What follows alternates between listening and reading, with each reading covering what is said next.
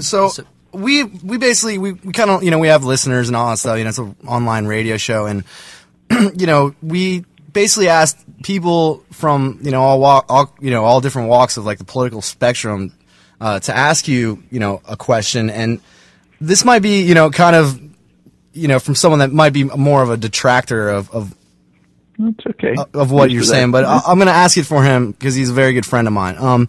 It says, what do you think of Hugo Chavez and and what's going on in Venezuela? He thinks that Chavez has eliminated term limits for himself, allowing him to stay in power indefinitely, government seizing of private businesses for the public good, I put that in quotations, and forced closings of media outlets that don't toe Chavez's party line.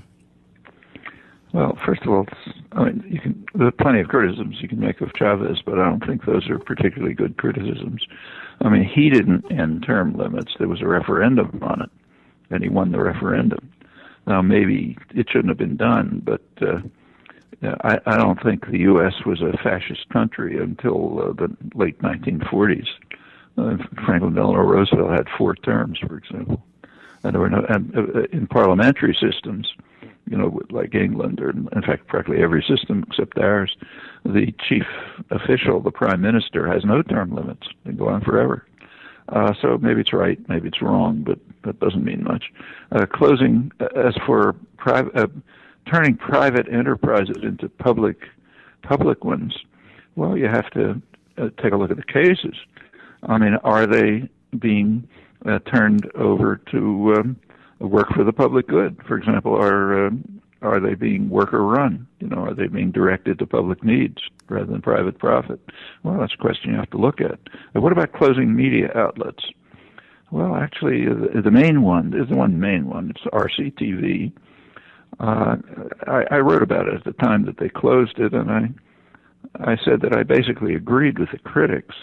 I don't think he should have done it, and it couldn't happen here. But then I added something which made my comments unrepeatable. I said it couldn't happen here because under the same circumstances, the question of closing the media wouldn't have arisen because they'd all been put before firing squads and killed.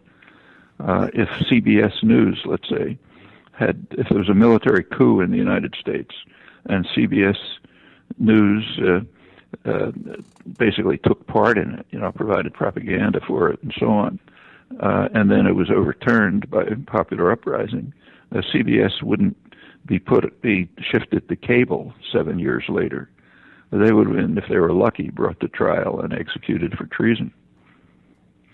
Oh, okay. And then he's got another question. It says, obviously, the U.S. nation's debt is unsustainable. It's currently at $108 trillion, due in large part to government entitlements that have been pillaged or have cost far more than ever predicted.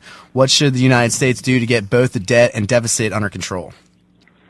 Well, first of all, the debt and deficit are different, of course. Let's take the deficit, which everyone is screaming about.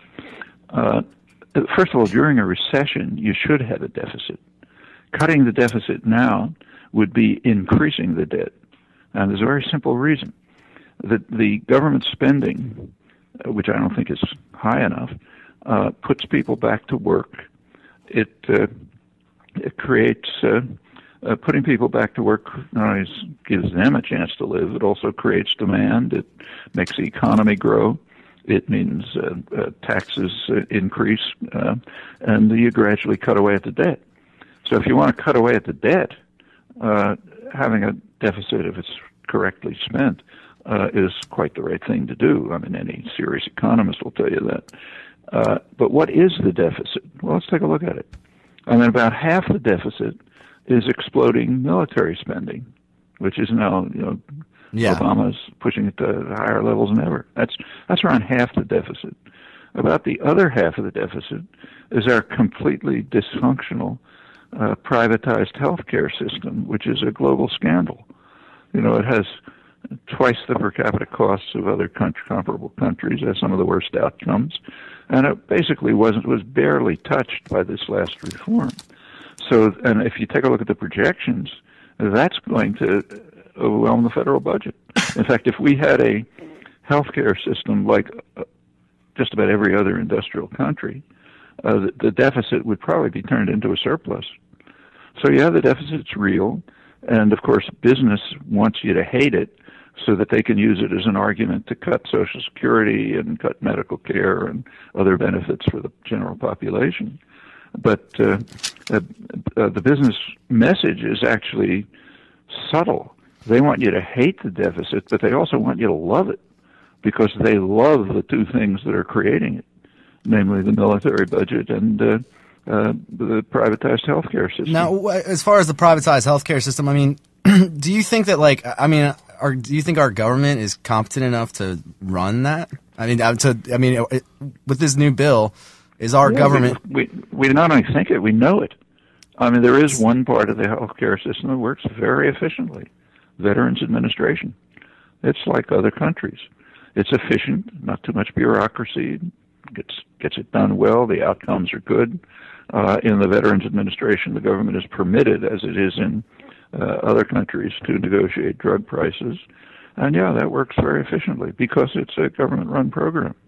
Medicare runs reasonably efficiently, much more so. Well, isn't it bankrupt, though? No. The only reason it's running it, they say it's bankrupt. What they mean is that they're beginning to cut into trust funds, but that's what they're for. You know, it's not bankrupt. The reason it is going to be threatened with problems is because it has to work through the private system.